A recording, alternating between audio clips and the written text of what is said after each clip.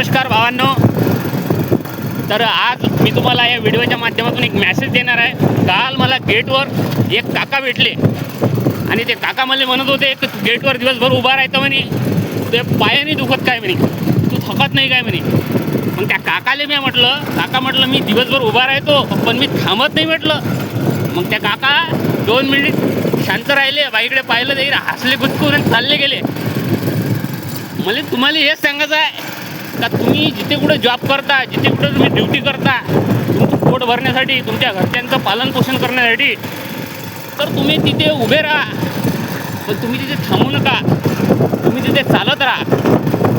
तुम्ही जर थांबले, तुम्ही जर सर्वस्व तुमच्या जॉबले, तुमच्या ड्युटीला समजून जर घेतलं, तर तुम्ही तिथेच संपले. म्हणून माझं हेच म्हणणं आहे का तुम्ही थांबू नका.